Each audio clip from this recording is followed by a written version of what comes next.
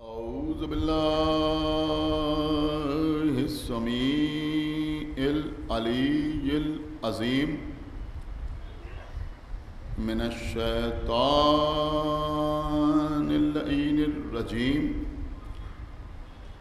بسم الله الرحمن الرحيم الحمد لله الذي هدانا لهذا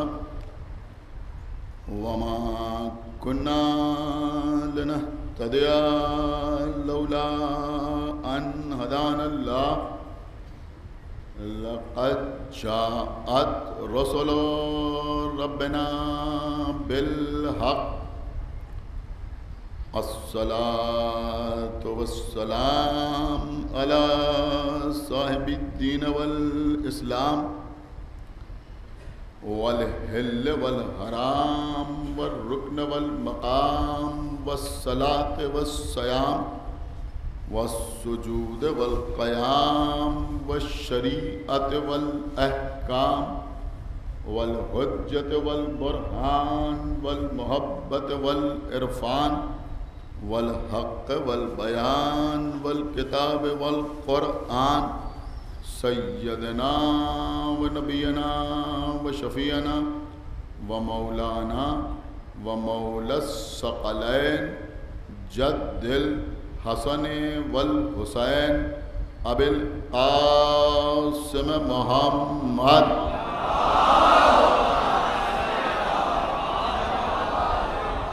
وعلى أهل بيته الطيبين الطاهرين المعصومين المظلومين المنتخبين المنتجبين الذين أذهب الله عنهم الرجس وطهرهم تطهيرا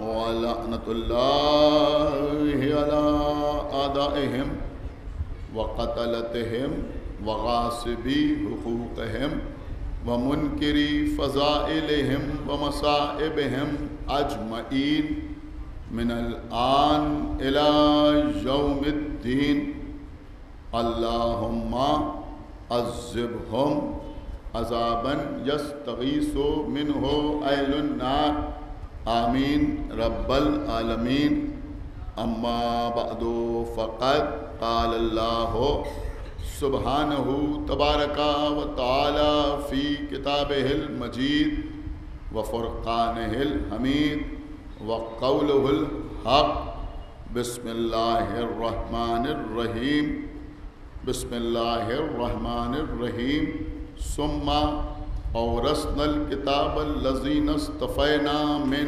عبادنا صلوات بر محمد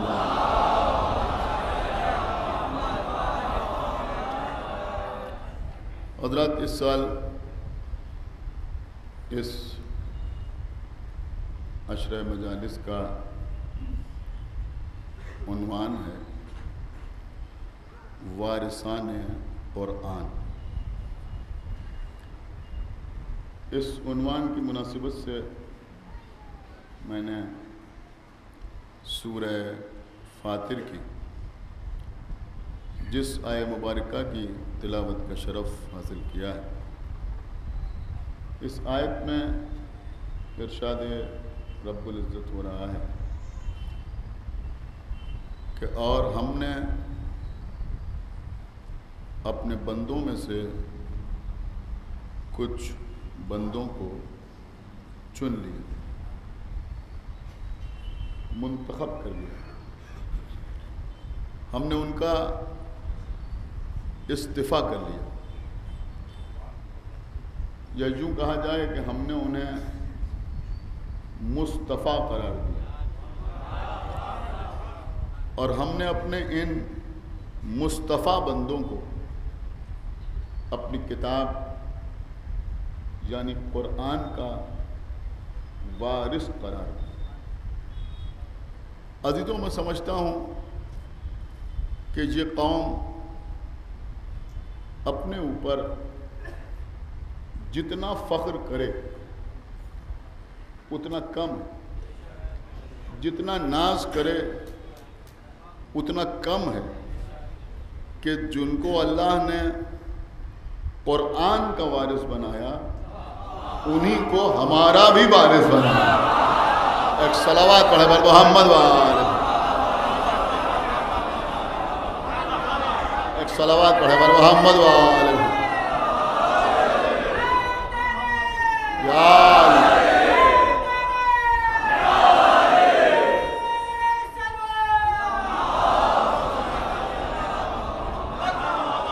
اللہ، دیکھیں قبلہ زمانہ وہ ہے کہ مسلسل بحثیں جاری رہتی ہیں کہ موضوع مجلس کیا ہونا چاہیے۔ مختلف انداز کے خطبہ، مختلف فکر رکھنے والے علماء منبر پہ آتے ہیں، اپنے اپنے مزاج اور اپنے اپنے عقیدے اور اپنے اپنے نظریے کے مطابق ان کا بیان آپ سماعت فرماتے ہیں۔ میں صرف ایک بات آپ کے سامنے عرض کروں گا، چونکہ نوجوان بیٹھے ہوئے ہیں لہذا میں بہت آسان الفاظ آپ کی خدمت میں پیش کرنا چاہتا ہوں۔ ایک بہت پرانی کہاوت ہے کہ جس برتن میں جو ہوتا ہے وہی چھلکتا ہے۔ ایک صلوات پڑھے بر محمد وآلہ، بھائی ایک صلوات پڑھے بر محمد وآلہ۔ اگر بہت توجہ آپ حضرات کی چاہتا ہوں کہ اگر کسی برتن میں دودھ بھرا ہوا ہے تو دودھ چھلکے گا، کسی برتن میں شربت بھرا ہوا ہے تو شربت چھلکے گا، کسی برتن میں پانی بھرا ہوا ہے تو پانی چھلکے گا۔ ایک جملہ کہہ رہا ہوں، کسی برتن میں تیزاب بھرا ہوا ہے، صلوات پڑھے بر محمد وآلہ،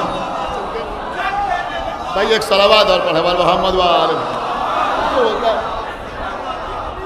اور کیا آپ نے جو ظرف میں ہوتا ہے، یہ بالکل سامنے کی بات ہے، ایسے کوئی انکار نہیں کر سکتا کہ جس برتن میں جو ہوتا ہے وہی چھلکتا ہے۔ اب عزیزوں یہ دل کیا ہے کہ یہ دل کیا ہے کہ یہ دل جو ہے یہ ظرف ہے۔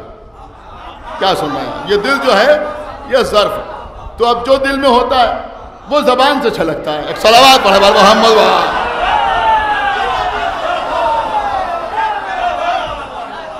دیکھیں ایک بات میں ضرور آپ کے سامنے عرض کروں گا اور ہمارے نوجوان غور سے سنیں، اس لیے کہ مجلس میں کچھ نہ کچھ پیغامات پہنچنا بھی ضروری ہے، کہ خدا کے لیے میں نہیں کہہ رہا ہوں بلکہ معصوم نے ارشاد فرمایا ہے کہ اپنی زبان کی حفاظت سونے اور چاندی سے زیادہ کرو۔ اپنی زبان کی حفاظت، ایک صلوات پڑھے بر محمد وآلہ، سونے اور چاندی سے زیادہ کرو۔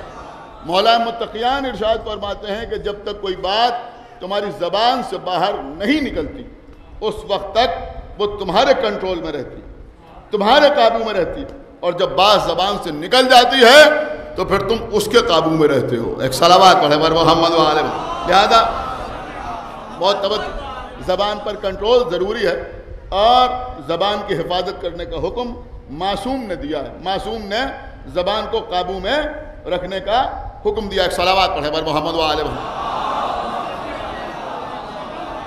لیکن سماج میں کچھ باتیں ایسی مشہور ہو گئی ہیں کہ جن کی کوئی اصل نہیں ہے، نہ ان کی کوئی حقیقت ہے، نہ وہ قرآن سے ثابت ہیں نہ وہ حدیث سے ثابت ہیں، بس لوگ کہتے ہیں۔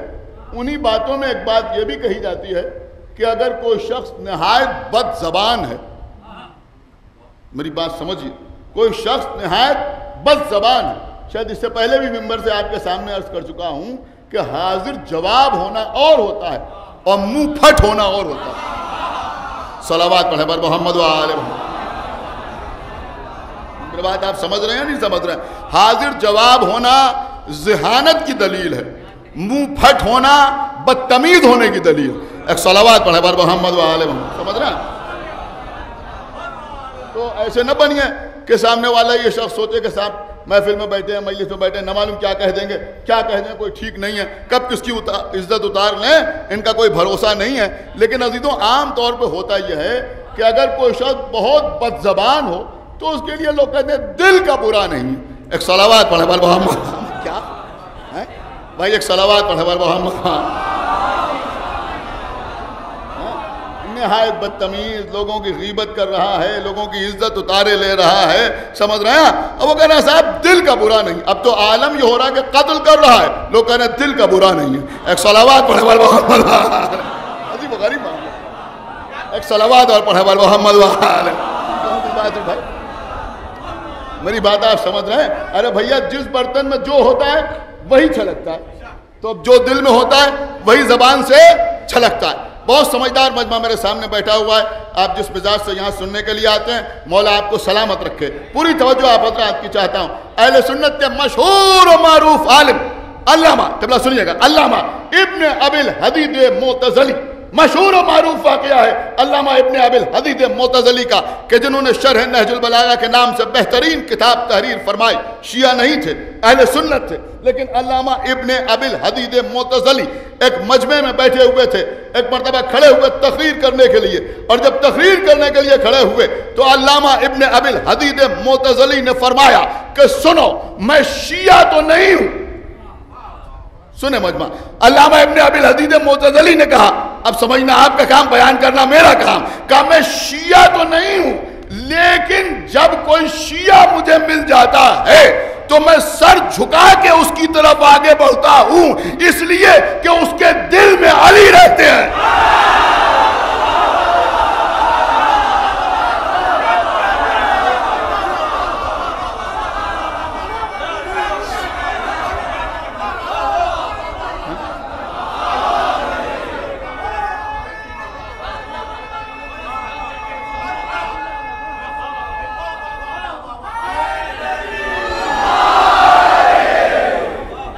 ایک صلوات اور پڑھا بر محمد وآلہ. اس کے دل میں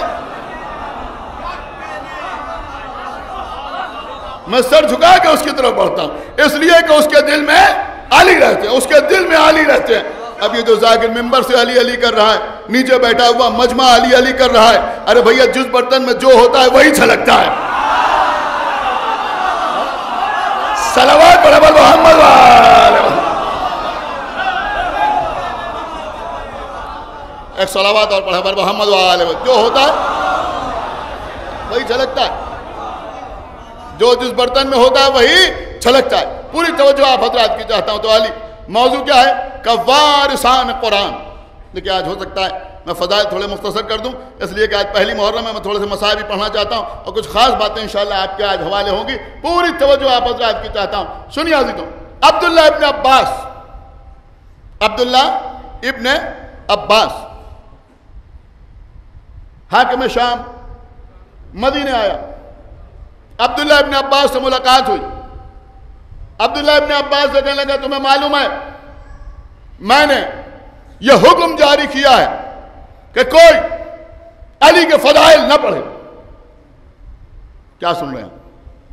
وہ کہتا میں نے حکم جاری کیا ہے کہ کوئی علی کا تذکرہ نہ کرے، کوئی علی کے فضائل بیان نہ کرے. اب دیکھتا ہوں کون خاموش رہتا ہے. جیسے ہی کہا عبداللہ ابن عباس سے حاکم شام نے کہ میں نے حکم جاری کیا ہے کہ کوئی علی کے فضائل نہ پڑھے. دیکھیں ایک بات یہ بھی سمجھ میں آئی کہ یہ مزاج چلا کہاں سے، یہ مزاج چلا کہاں سے. کہا میں نے حکم جاری کیا ہے کہ کوئی علی کے فضائل نہ پڑھے. عبداللہ ابن عباس نے اس کی آنکھوں میں آنکھیں ڈالیں. کہ اس کا مطلب یہ ہوا کہ تو نے یہ حکم جاری کیا ہے کہ اب کوئی قرآن نہ پڑھے.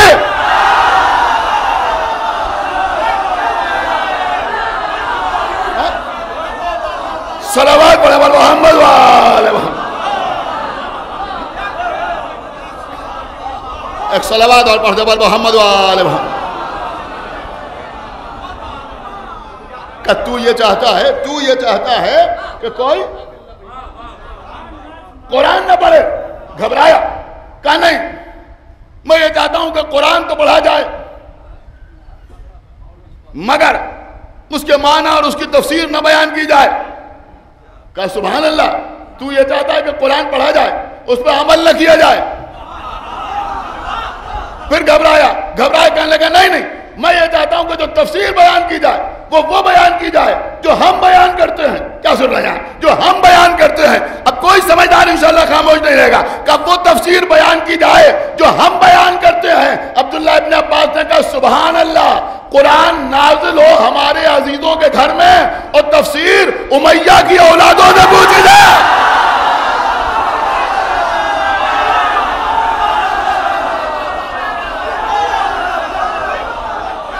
صلوات محمد وآلہ.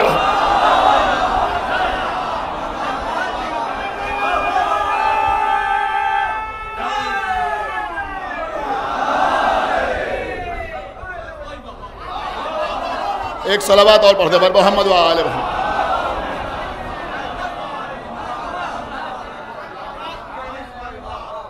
سنیے عزیزوں، یہی عبداللہ ابن عباس.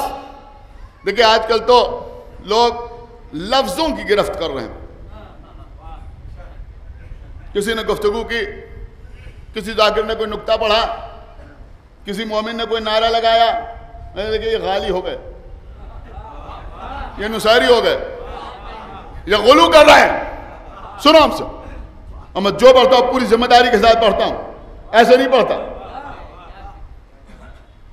کسی ملنگ کی لکھی ہوئی کتاب نہیں ہے. افتخار العلماء مولانا سعادت حسین صاحب قبلہ اعلی اللہ مقامہ، جنہوں نے بے شمار کتابیں اس دور میں تحریر کی. ان کی کتاب مصائب الشیعہ سے آپ کی خدمت میں عرض کر رہا ہوں کہ عبداللہ ابن عباس آخر عمر میں نابینا ہو گئے، دکھائی نہیں دیتا. اپنے بیٹے علی ابن عبداللہ ابن عباس کے ساتھ کہیں چلے جا رہے ہیں. راستے میں کچھ لوگ بیٹھے ہوئے تھے، وہ بیٹھے ہوئے مولا علی کی برائی کر رہے تھے. عبداللہ ابن عباس نابینا تھے، قریب سے گزرے. سنیے بہت توجہ کے ساتھ سنیے انشاءاللہ. جس کے دل میں علی ہے زبان پہ بھی علی کا نام آئے گا.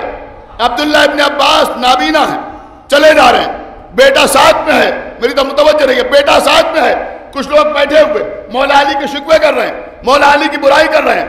حاکم شام کی، سمجھ رہے آپ، حاکم شام کے ہم نوا بیٹھے ہوئے مولا علی کی برائی کر رہے ہیں. ایک مرتبہ عبداللہ ابن عباس نے کہا کہ کیا یہاں کوئی اللہ کی برائی کر رہا ہے؟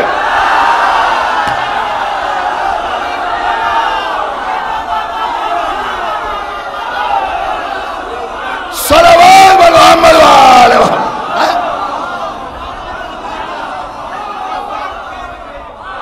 سنا آپ نے؟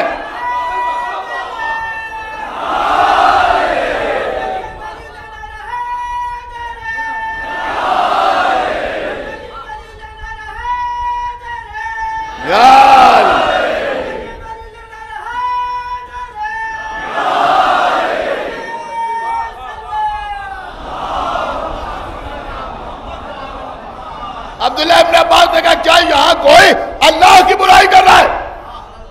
جواب ملا نہیں. کہا اچھا تو کیا کوئی رسول اللہ کی برائی کر رہا ہے؟ جواب ملا نہیں. کہا کیا کوئی علی کی برائی کر رہا ہے؟ جواب آیا ہاں. تو کہا تم نے پہلے والے جوابات غلط دیے، پہلے والے جوابات غلط دیے. کہ کیوں؟ کہ اس لیے کہ رسول اللہ نے فرمایا کہ زینو مجالسکم بذکر علی ابن ابی طالب لأن ذکرہ ذکری و ذکری ذکر اللہ. کہ اپنی مجلسوں کو زینت دو علی کے ذکر سے، اس لیے کہ علی کا ذکر میرا ذکر ہے اور میرا ذکر اللہ کا ذکر ہے. اور اس کے بعد فرمایا کہ جس نے علی کی برائی کی اس نے میری برائی کی، اور جس نے میری برائی کی اس نے صلوات محمد وآلہ محمد.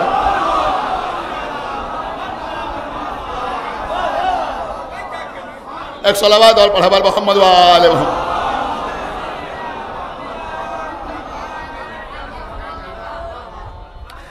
عزیزوں سنیے، یہ کہہ کہ عبداللہ ابن عباس آگے بڑھے، نابینا ہو چکے تھے. اپنے بیٹے سے کہا کہ یہ بتاؤ کہ ریئیکشن کیا ہوا ہے؟ بیٹا یہ بتاؤ ریئیکشن کیا ہوا، یہ جو میں نے کہا ان کے اوپر اثر کیا ہوا؟ تو علی ابن عبداللہ ابن عباس نے کہا، دیکھیں قسم خدا کی محنت کر کے آپ کے لیے لے کے آتا ہوں، میری محنت کو رائے گا نہ جانے دیجیے گا. علی ابن عبداللہ ابن عباس نے کہا بابا جب آپ نے یہ کہا تو وہ لوگ ایسے سرخ آنکھوں سے آپ کی طرف دیکھ رہے تھے کہ جیسے ذبیحہ یعنی ذبح ہونے والا بکرا قصائی کی چھری کو دیکھتا ہے.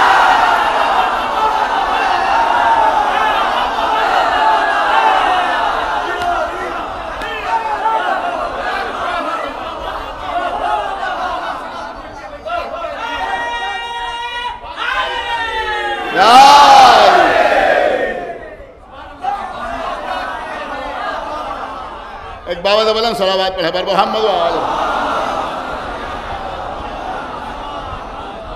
تو الحمدللہ ہم علم قرآن وارثان قرآن سے حاصل کرتے ہیں.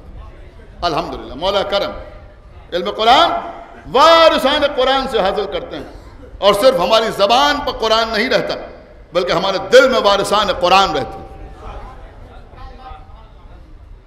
سنیے عزیزوں، یہ عزاداری، یہ ماتمداری، یہ تابوت، یہ علم.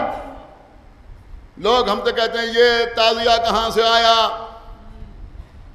یہ تو تیمور بادشاہ نے بدعت رائج کر دی. ارے میسم زیدی پڑھ رہا، یوں نہیں پڑھتا. کتاب کا نام سوائق محرقہ، مشہور و معروف کتاب جو ہماری مخالفت میں لکھی گئی، ہماری دشمنی میں لکھی گئی، ہماری عداوت میں لکھی گئی. جس کتاب میں ہمارے مذہب کو باطل ثابت کرنے کی ناکام کوشش کی گئی، اسی کتاب میں تحریر ہے کہ قاری قرآن تھا. جب بادشاہ تیمور کی قبر کے قریب سے گزرتا تھا تو تیمور کو برا بھلا کہتا تھا اور کہتا تھا کہ یہ رافضی تھا، یہ صحابہ سے بغض رکھتا تھا، یہ ایسا تھا، یہ ویسا تھا. جب بھی ان کی قبر کے قریب سے گزرتا تھا تو بادشاہ تیمور کی شان میں گستاخیاں کرتا تھا. ایک دن یہ قاری سو رہا تھا، استخاب میں دیکھا کہ یہ مسجد میں پہنچا اور محراب مسجد میں پیغمبر تشریف فرما ہے.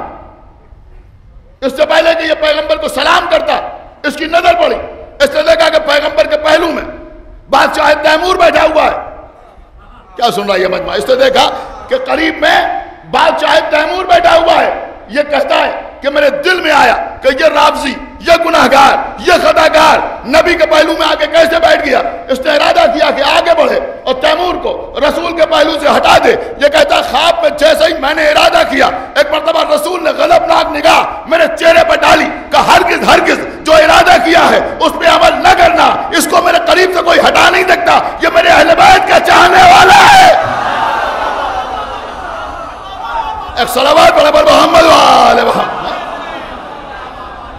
کہ یہ میرے اہل بیت کا چاہنے والا ہے. اب یہ مجمع نہیں بولے گا تو کہیں اور سے کوئی نہیں آئے گا داد دینے کے لیے. اب سمجھ میں آیا کہ اگر کوئی اہل بیت سے محبت کرنے والا ہے تو اسے کوئی خواب میں بھی کا نہیں سن رہا ہے. اگر کوئی اہل بیت سے محبت کرنے والا ہے تو اسے کوئی خواب میں بھی رسول کی بزم سے ہٹا نہیں سکتا. اور اگر کوئی اہل بیت کا دشمن ہے تو خود اسے رسول اپنی بزم سے صلوات بر محمد وآلہ محمد. خود رسول. ایک بابا سے بلند صلوات پڑھے بر محمد وآلہ محمد. بس عزیزوں، موضوع بھی آپ کے سامنے عرض کر دوں اور آج کی تاریخ کی مناسبت سے، کیونکہ آج پہلی محرم ہے اور پہلی محرم کو مختلف مصائب مجلسوں میں پڑھے جاتے ہیں، لیکن عام طور پر پہلی محرم کو سفیر حسین جناب مسلم کا تذکرہ ہوتا ہے. تھوڑا سا صبر کر کے سنیے گا. میں چاہ رہا ہوں کہ کچھ باتیں جناب مسلم کے فضائل کے سلسلے میں آپ کے سامنے عرض کر دوں. بہت کم یہ باتیں بیان ہوتی ہیں، پوری توجہ، لیکن موضوع سے الگ بھی نہیں. جناب مسلم ابن عقیل کہ جن کو سنیے خبر، جن کو آقا حسین نے اپنا سفیر بنا کر کوفے بھیجا. یہ جو 40,000 اور 50,000 اور 60,000 اور 70,000 کی تعداد آپ سنتے ہیں جنہوں نے بیعت کی، تو مسئلہ یہ ہے کہ جناب مسلم نے منبر پر جا کر زبردست خطبہ دیا اور اس خطبے میں فضائل سرکار سید الشہداء بیان کی. مجھ میں وہ صلاحیت نہیں ہے کہ میں کوئی خطبہ حفظ کر کے. دیکھیے انسان کو خود شناس ہونا چاہیے, خود پسند نہیں ہونا چاہیے.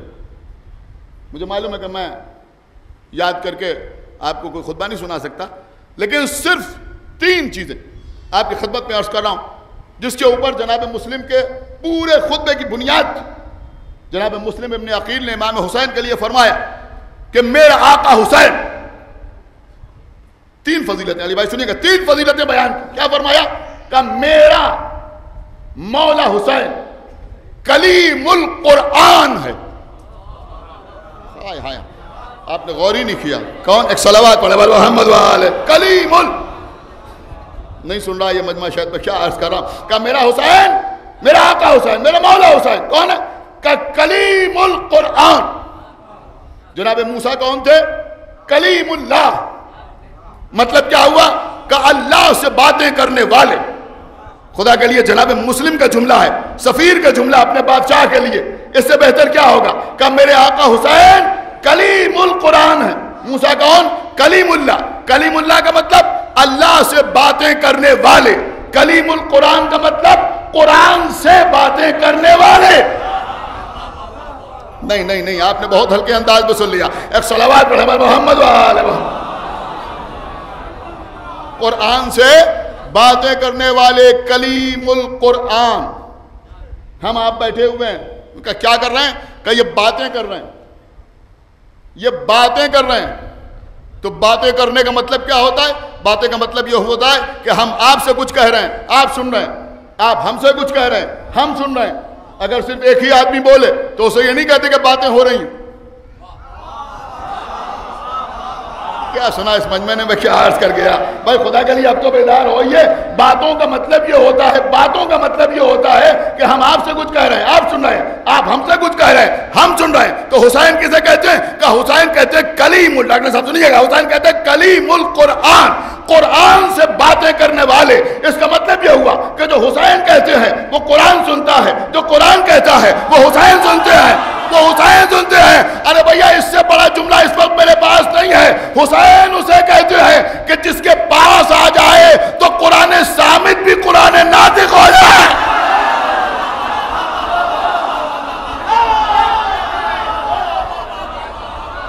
صلوات بر محمد وآلہ محمد.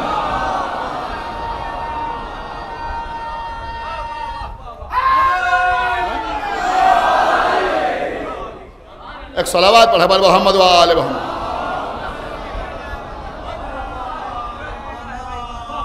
بھئی ایک صلوات پڑھے بر محمد وآلہ محمد.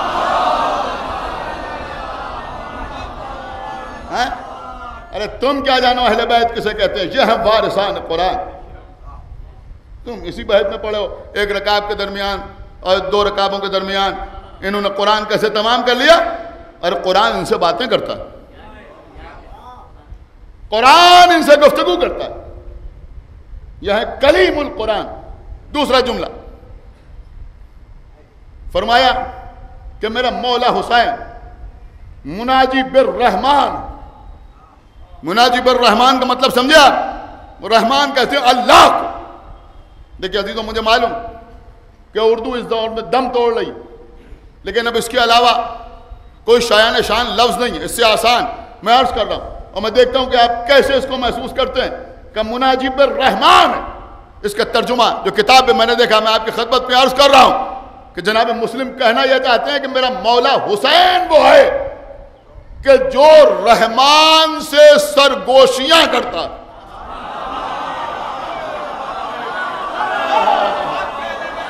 ارے بھیا نہیں سنا آپ نے, بالکل نہیں سنا آپ نے, غور ہی نہیں کیا. ارے بھیا دعا کرنا اور ہے, سرگوشی کرنا اور ہے. صلوات بر محمد وآلہ محمد. اللہ اکبر.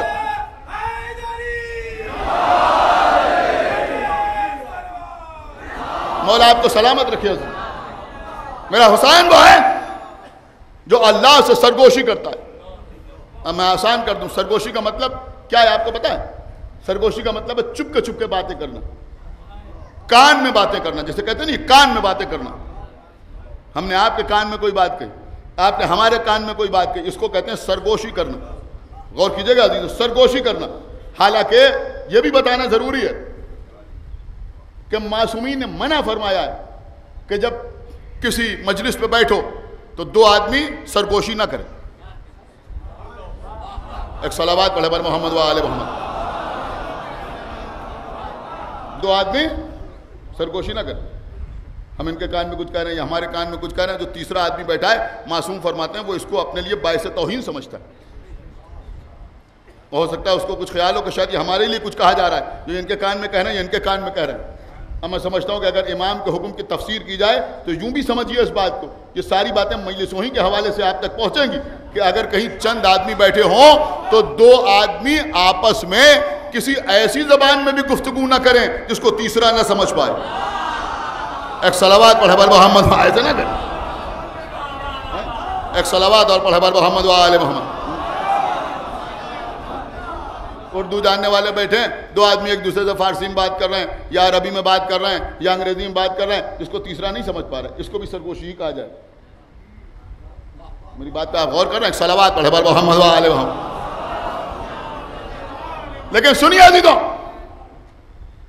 پیغمبر اسلام اپنے حجرے میں تشریف فرما، مولا علی پہلو میں بیٹھے ہوئے ہیں، رسول اور علی کے درمیان آپس میں باتیں ہو رہی ہیں. چپ کے خاموشی سے ایک صحابی آیا، یا رسول اللہ اجازت، کہا نہیں.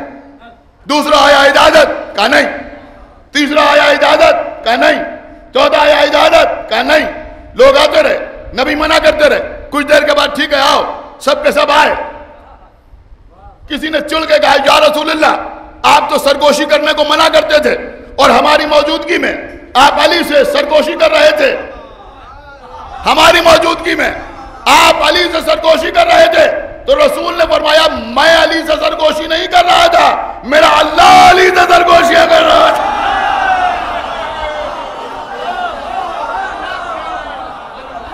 ایک صلوات پڑھے بر محمد و آل محمد.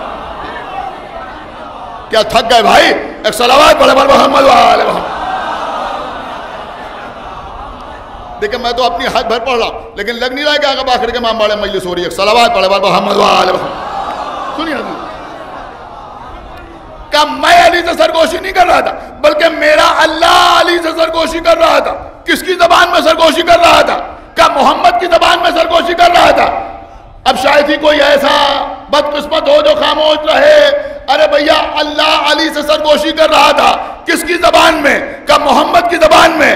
اب سمجھ میں آیا کہ جب اللہ کو علی سے بات کرنا ہوتی ہے تو نبی کی زبان کو وسیلہ بناتا ہے، اور جب معراج میں نبی سے بات کرنا ہوئی تو علی کا لہجہ.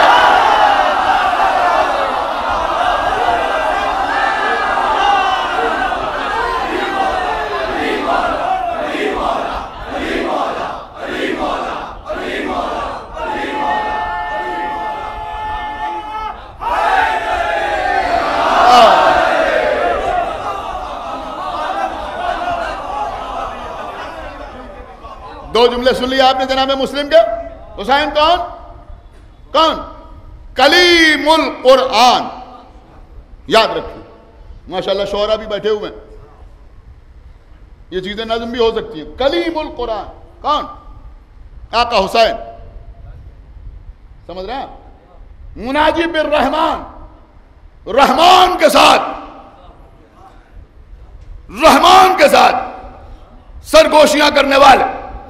تیسرا جملہ سنیں جناب مسلم ابن عقیل کا، اور یہ سوچ کے پڑھ رہا ہوں کہ جب میں وضاحت کروں گا تبھی شاید ان نوجوانوں کو لطف آئے. ماشاءاللہ علماء بھی بیٹھے ہیں، شعراء بھی بیٹھے ہیں، وہ سمجھ لیں گے. تیسرا جملہ فرمایا کہ میرا آقا حسین حلیف الایمان. کیا فرمایا؟ حلیف الایمان. بھئی ہے لام یہ فے، حلیف الایمان. آپ نے اکثر ذاکرین سے سنا ہوگا کہ وہ قبیلہ اس قبیلے کا حریف تھا، اب وہ قبیلہ اس قبیلے کا حلیف تھا. حریف کا مطلب دشمن. حلیف کا مطلب آپ کو معلوم ہے کیا؟ لیکن وضاحت کر رہا ہوں، چلو بڑی محنت کر کے لے کے آیا ہوں، پوری توجہ آپ آزاد کی. حلیف کا مطلب کیا ہوتا؟ دیکھیے عزیزوں، جب کوئی قبیلہ یا کوئی ملک قوت و طاقت کے اعتبار سے کمزور ہوتا تھا تو وہ دوسرے قبیلوں کو اپنا حلیف بناتا تھا. حلیف بنا ہے حلف سے, حلیف بنا ہے حلف سے. حلف کا مطلب ہوتا ہے قسم کھانا. آپ سنتے ہیں نا کہ آج انہوں نے حلف اٹھایا, انہوں نے حلف اٹھایا. پہلے تو 5 سال کے بعد آپ سنتے تھے کہ انہوں نے حلف اٹھایا, اب تو ہر سال ایک صلوات پڑھے محمد وآلہ, کہیں نہ کہیں سنتے رہتے ہیں انہوں نے حلف اٹھایا, انہوں نے حلف اٹھایا, حلف اٹھایا. حلف کا مطلب قسم کھانا. حلف کا مطلب کیا ہوتا ہے؟ قسم کھانا.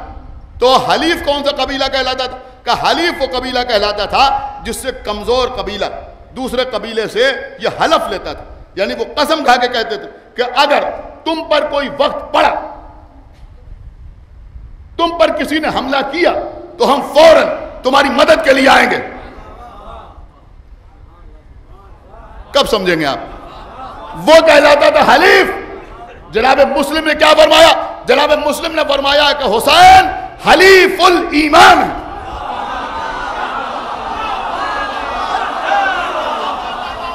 کیا سن رہا ہے مجمع؟ حسین کون ہے؟ ایک صلوات پڑھے بر محمد وآلہ محمد. سن رہا ہے مجمع؟ حسین کون ہے؟ کہ حسین ہے حلیف الایمان.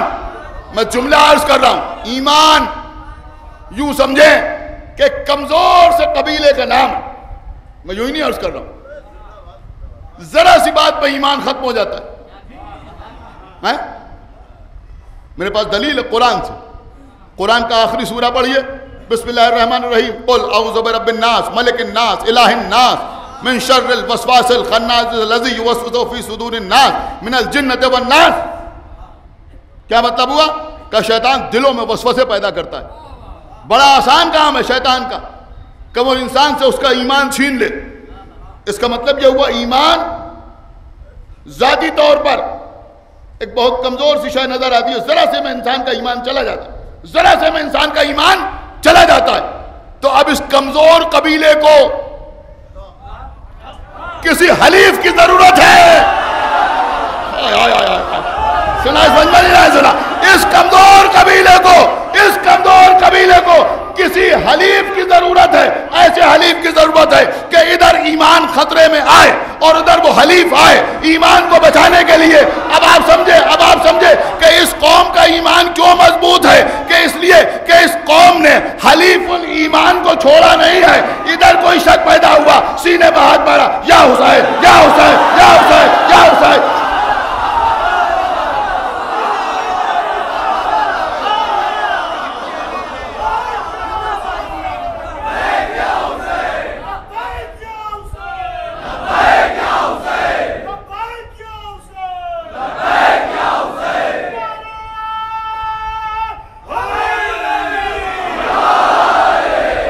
حلیف الایمان, ایمان کی حفاظت کرنے والا. ایک بات سمجھ میں آئی کہ یا حسین کہنے والوں کا ایمان سلامت رہتا ہے, اس لیے کہ حسین حلیف الایمان. پھر ہمارے آپ کے آقا مولا مسلم فرماتے ہیں کہ سنو تم صرف میرے مولا حسین کے قدموں سے اٹھنے والے غبار کی طرف سر جھکا کے بڑھو, جنت خود تمہارے قدموں کے نیچے آ جائے گی. ایک صلوات پڑھے محمد وآلہ محمد. بس قبل دامن وقت پہ زیادہ گنجائش نہیں, ماشاءاللہ اور مجالس ہیں, وہاں بھی آپ کو جانا اور مجھے آج مسائل بھی پڑھنا. یہ جناب مسلم, وقت ہوتا تو پوری مجلس پڑھتا ہے جناب مسلم, لیکن بہرحال کچھ تقاضے بھی ہیں موضوع کے. جناب مسلم ابن عقیل, وہ وقت بھی آیا کہ جب لوگوں نے ساتھ چھوڑ دی. سنیے تھوڑا سا سمجھ کے سن لیجیے, لوگوں نے ساتھ چھوڑ دی. مسلم ابن عقیل طوا کے مہمان ہوئے. یہ طوا آپ کو معلوم ہے کون تھے؟ یہ طوا نام سنتے ہیں نا, طوا یہ شام کی رہنے والی تھی. کنیز کی حیثیت سے مدینے لائی گئی. وہاں اشعث ابن قیس نے سے خریدا. اشعث ابن قیس اور طوع کا ایک بیٹا ہوا جس کا نام بلال رکھا گیا. نام تو اچھا رکھا گیا مگر چونکہ اشعث ابن قیس کا بیٹا تھا جس کی دوسری زوجہ کی اولادیں محمد ابن اشعث ابن قیس اور دیگر جناب مسلم سے جنگ کرنے کے لیے آئے اور کربلا کے میدان میں لشکر کی سرداری کرتے ہوئے آئے. بعد میں اشعث ابن قیس کے مرنے کے بعد اس نے ایک مرد کوفی سے عقد کیا. اس کا نام بھی تاریخ میں اس وقت میرے ذہن میں نہیں. اس کے ساتھ کوفے آ گئی, کوفے میں رہنے لگی. اس کا بچہ بلال چھوٹا تھا,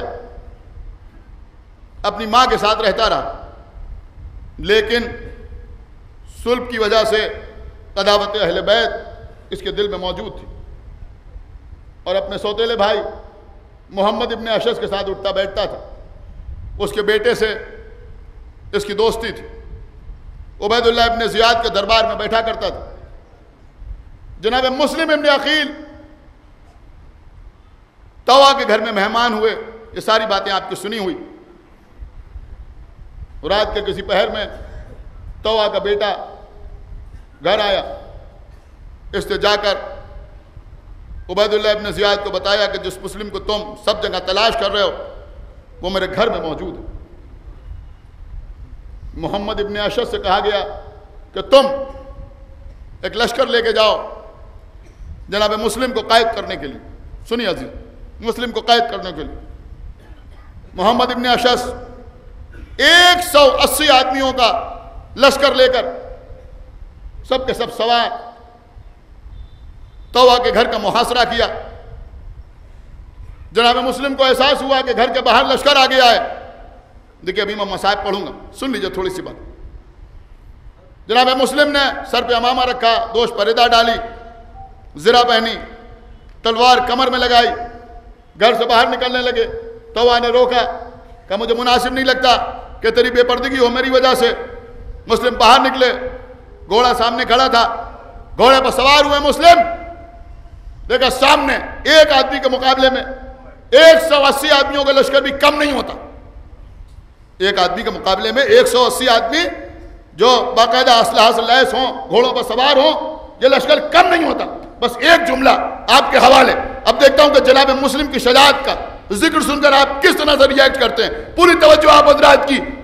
محمد ابن اشعث ابن قیس نے ان 180 آدمیوں میں 40 آدمیوں کو حکم دیا کہ آگے بڑھو, آگے بڑھ کے مسلم کو گرفتار کر لو. یہ سب تلواریں کھینچ کے جناب مسلم کی طرف بڑھے. میری طرف متوجہ رہے. 40 سوار گھوڑوں پر بیٹھے ہوئے, ہاتھوں میں تلواریں لیے ہوئے, دوڑتے ہوئے جناب مسلم کی طرف بڑھے. ایک مرتبہ جناب مسلم نے یا علی کہا, اور یا علی کہنے کے بعد مسلم آگے بڑھے. ایک بار مسلم کی تلوار کو, اب میری طرف متوجہ رہے, ایک بار لوگوں نے مسلم کی تلوار کو چمکتے ہوئے دیکھا, اور پھر کوفے والوں نے یہ منظر دیکھا کہ 40 گھوڑے بغیر سواروں کے کوفے کی گلیوں میں دوڑ رہے ہیں.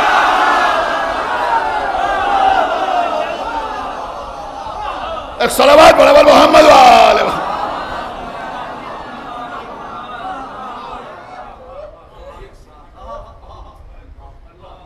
اشعث ابن قیس نے, محمد ابن اشعث ابن قیس نے باقی لشکر کو حکم دیا کہ آگے بڑھو.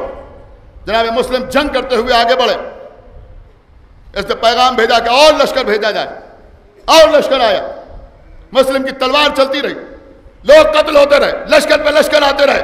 آخر میں عبید اللہ ابن زیاد نے کہا آنے والے سے کہ کتنا لشکر چاہیے ایک آدمی کو گرفتار کرنے کے لیے, ایک آدمی کو گرفتار کرنے کے لیے کتنا لشکر چاہیے؟ تو آنے والے نے جواب دیا کہ تو نے کیا سمجھا ہے, یا اللہ کے شیروں میں ایک شیر ہے, یہ کسی بنی بقال سے جنگ نہیں ہو رہی ہے. عبید اللہ ابن زیاد نے کہا مجھے معلوم ہے. اب عزیزو دشمن کا جملہ سنیے. عبید اللہ ابن زیاد کہتا ہے کہ مجھے معلوم ہے کہ یہ جو اتنا کثیر لشکر میں بھیج رہا ہوں یہ بھی کم پڑ جائے گا, لیکن جا کے محمد ابن اشعث سے کہہ دو کہ مسلم سے اس طرح جنگ نہ ہو پائے گی, دھوکے سے ان کو گرفتار کیا جائے. عزیزو لشکر آیا. اب مورخ نے عجیب جملہ کہا, دیکھیں سنیے پوری توجہ آپ حضرات. دیکھیں اس وقت شہروں کے جو حالات ہیں اس سے آپ واقف ہیں. آپ اگر اپنے گھر سے نکلتے ہیں کہیں جانے کے لیے تو یہاں جام، وہاں جام، وہاں جام، وہاں جام، یہاں راستہ بند، وہاں راستہ بند. تو کیا ہوتا ہے؟ یہ ہے کہ آپ کوئی سب اختیار کرتے ہیں، اس گلی سے نکل جائیں، اس گلی میں آگے بڑھے، پھر جام مل گیا، ادھر سے چلے جائیں، ادھر گئے تو پھر جام مل گیا، ادھر بھی گاڑیاں کھڑی ہوئی ہیں، ادھر سے نہیں نکل پا رہے ہیں. عزیزوں، مورخ نے لکھا کہ اب جو کثیر لشکر آیا، سنیے، ہوا میں نہیں پڑھ رہا، خالی تصورات نہیں ہیں، جو دیکھا ہے وہی آپ کے سامنے عرض کر رہا ہوں کہ اب جو کثیر لشکر آیا تو اسے مسلم کے سامنے آنے کے لیے راستے بدل بدل کے آگے بڑھنا پڑا، اس لیے کہ گلیاں مسلم کے قتل کیے ہوئے سپاہیوں کے لاشوں سے اس طرح سے پٹی پڑی تھی کہ گھوڑے جست کر کے بھی عبور نہیں کر پا رہے تھے.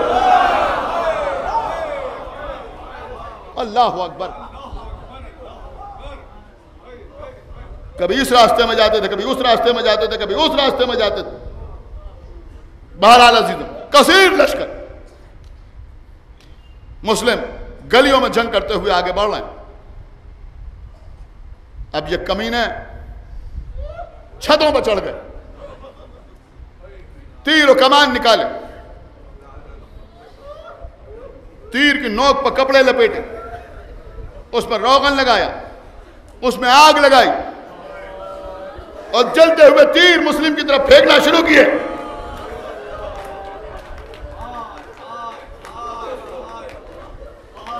لیکن لاکھ آگ برساتے فاطمہ زہرا کے بیٹے کے سفیر پر کیا اثر پڑتا. اب عزیزو، گلیوں میں مسلم کا عالم یہ تھا کہ تلوار چل رہی تھی.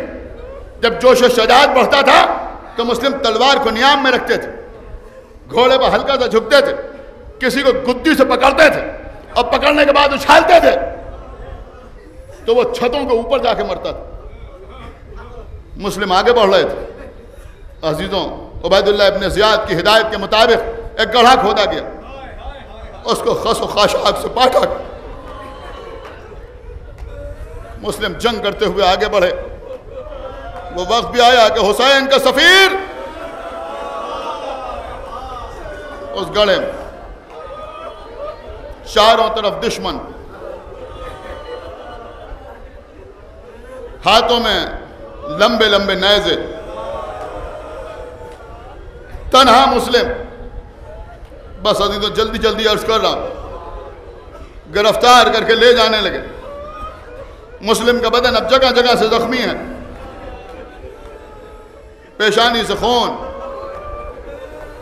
رخسار زخمی، ہونٹ کٹے ہوئے، پورے بدن پر زخم. مسلم کو رسیوں میں جکڑ کے لے جایا جا رہا ہے. جناب مسلم کی آنکھوں سے آنسو بہنے لگے، رونے لگے، گریہ کرنے لگے، آواز بلند ہوئی. کسی سپاہی نے آگے بڑھ کے کہا کہ آپ تو بنی ہاشم میں سے ہیں، آپ کی شجاعت مشہور ہے، آپ زخموں کی تاب نہ لا کے رو رہے ہیں، قتل ہونے کے خوف سے رو رہے ہیں. مسلم نے جواب دیا کہ جو قتل ہونے کے خوف سے روئے وہ بنی ہاشم کی فرد نہیں ہو سکتا. کہا پھر آپ کیوں رو رہے ہیں؟ کہا میں اپنے لیے نہیں رو رہا ہوں، میں تو اس لیے رو رہا ہوں کہ میرے آقا ہوتا ہے.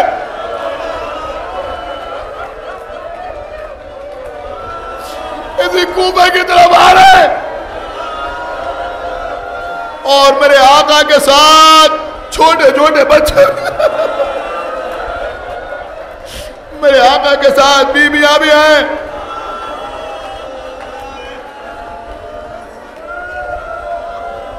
خدا آپ کو کسی غم میں نہ رلائے. سبحان غم سرکار سید الشہداء کے. عزیزوں، آج پہلی محرم، دے لیجئے پرسا، بی بی سیدہ آ گئی ہوں گی، میرے بیٹے کے سفیر کا تذکرہ ہو. ابن زیاد کے دربار میں جناب مسلم آئے. خدا لعنت کرے عبید اللہ ابن زیاد پر. کسی نے کہا مسلم آپ نے امیر کو سلام نہیں کیا. کہا مالی امیر سوى الحسین، میرا امیر حسین کے سوا کون ہے؟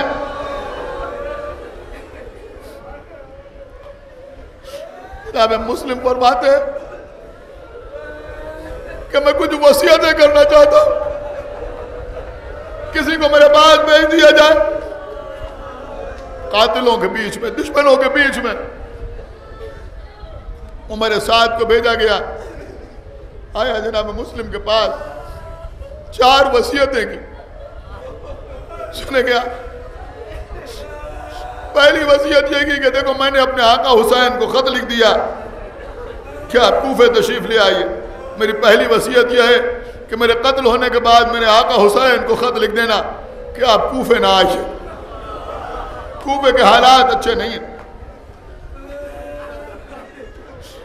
اس کے بعد کیا فرمایا میری دوسری وصیت کیا ہے کہ میں کوفے آ کر 700 درہم کا قرضدار ہو گیا ہوں، میرا گھوڑا بہت قیمتی ہے، میری زرہ بھی بڑی قیمتی ہے، میری زرہ، میری تلوار، میرا گھوڑا فروخت کر کے وہ 700 درہم کا قرض ادا کر دینا، فلاں کا میں قرضدار ہوں، نام بتائے۔ کہا اور کوئی وصیت؟ کہا تیسری وصیت بھی ہے کہ یہ میرا گھوڑا، میری زرہ، میری تلوار بکنے کے بعد جو رقم حاصل ہوگی وہ 700 درہم سے بہت زیادہ ہوگی، تو جو رقم بچے اس سے میرے غسل و کفن کا اہتمام کرنا۔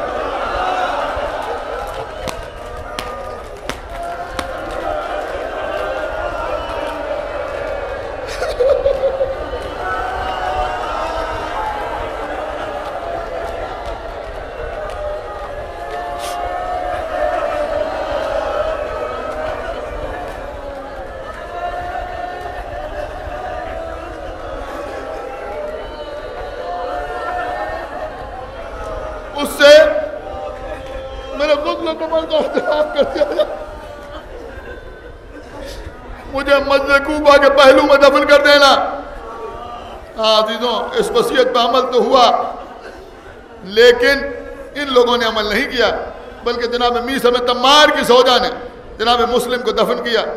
جب لاشا گلیوں میں تشہیر کیا جا رہا تھا، اس کے بعد جناب مسلم فرماتے ہیں ایک وصیت اور۔ دیکھا وہ کیا وصیت ہے؟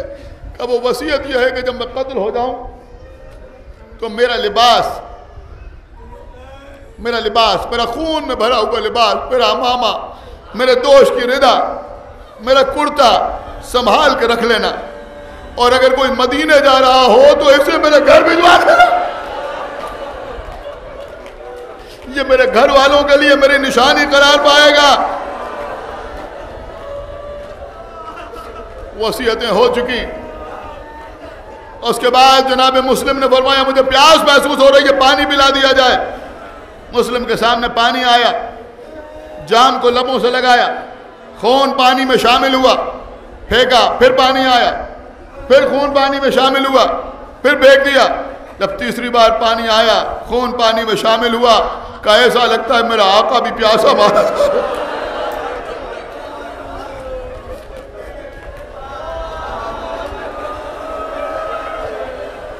خدا لعنت کرے ولد الحرام بکیر ابن حمران پر، جو نہروانی تھا، اس کا باپ حمران مولا علی کے ہاتھوں قتل ہو چکا تھا۔ یہ تنخواہ دار جلاد تھا، عبید اللہ ابن زیاد کے دربار کا۔ ابن زیاد نے بکیر سے کہا کہ مسلم کو لے کے جاؤ اور قصر کے بلند ترین مینار پر جا کر مسلم کو قتل کر دو۔ سنیں گے آپ عزیزوں؟ اور اس کے بعد یہ بھی حکم دیا کہ شہر میں منادی کر دو شہر میں کہ جو مسلم کو قتل ہوتے ہوئے دیکھنا چاہے وہ آ جائے۔ ہاں عزیزوں سارا کوفہ سمٹ کے آ گیا، قصر کے باہر سارا کوفہ جمع، سارے لوگ دیکھ رہے ہیں۔ بکیر ابن حمران اپنے ساتھ 6 آدمیوں کو لے کے چلا، مسلم کے ہاتھوں میں رسی بندھی ہوئی ہے۔ آہستہ آہستہ مسلم نے مینار کی سیڑھیاں چلنا شروع کی، سیڑھیوں پر چڑھ رہے ہیں، لوگ دیکھ رہے ہیں، تماشا دیکھنے والے تماشا دیکھ رہے ہیں۔ ایک غریب مسافر کو قتل کرنے کے لیے لے جایا جا رہا ہے۔ مسلم بلندی پہ پہنچے، بلندی پہ پہنچنے کے بعد مسلم نے نماز پڑھنے کی خواہش ظاہر کی، 2 رکعت نماز ادا کی مسلم نے. نماز پڑھنے کے بعد ایک مرتبہ مسلم نے آواز دی، السلام علیکم یا ابا عبداللہ. بس سنیے قبلہ، مجلس تمام ہو رہی ہے. السلام علیکم یا ابن رسول اللہ. جناب مسلم نے زیارت پڑھنا شروع کی. ادھر آقا حسین سفر میں ہیں، حضرت عباس حسین کے پیچھے پیچھے ہے. ایک مرتبہ حسین کے ہاتھوں سے گھوڑے کی باگیں چھوٹ گئی. میری طرف دیکھیے، حسین کے ہاتھوں سے گھوڑے کی باگیں چھوٹ گئی. حسین نے آواز دی، وعلیکم السلام یا اخی، وعلیکم السلام یا اخی. حضرت عباس آگے بڑھے، اے آقا یہ کیا عالم ہے؟ ارے کس کے سلام کا جواب دے رہے ہیں؟ میرے عباس، میرے بھائی، میری جان، تم میرے ہمراہ ہو. ایک مرتبہ امام حسین نے اشارہ کیا کہ عباس سامنے دیکھو. ارے قیامت ہو گئی. کیا دیکھا؟